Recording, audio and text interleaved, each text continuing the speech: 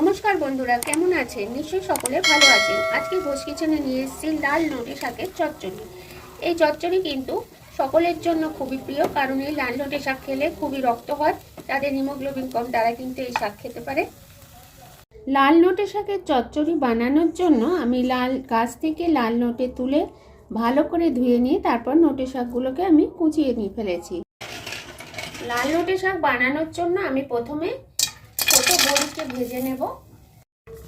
বড়িগুলো আমার বেশ ভালো লাল করে ভাজা হয়ে গেছে। এবার আমি এটা একটা পাত্রে তুলে নেব। কড়াই আমি তেল দিয়ে দিয়েছি, পেঁয়াজ কুচোগুলো দিয়ে দেব। পেঁয়াজগুলোকে আমি এরকম লাল লাল করে ভেজে নেব। আর আমার চ্যানেলের সমস্ত রেসিপি সম্বন্ধে জানতে গেলে আমার সমস্ত ভিডিওগুলো পুরোটা করে দেখুন এবং চ্যানেলটিতে সাবস্ক্রাইব করুন।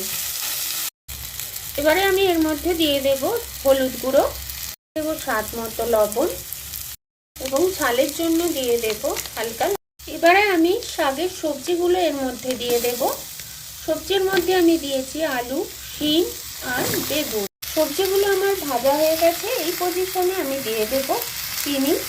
চিনিটা শাকের মধ্যে দিলে শাকের স্বাদটা আরো সুন্দর আসে। এবারে আমি এর মধ্যে দিয়ে দেব লাল নোটে শাকগুলো। ভালোভাবে কষানো হয়ে গেছে।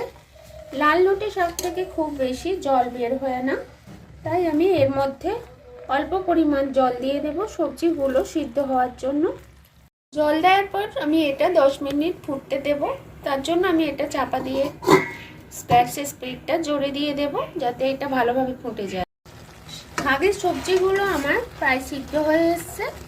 এই পজিশনে আমি এর মধ্যে দিয়ে দেব সে ভেজে রাখা বড়িগুলো।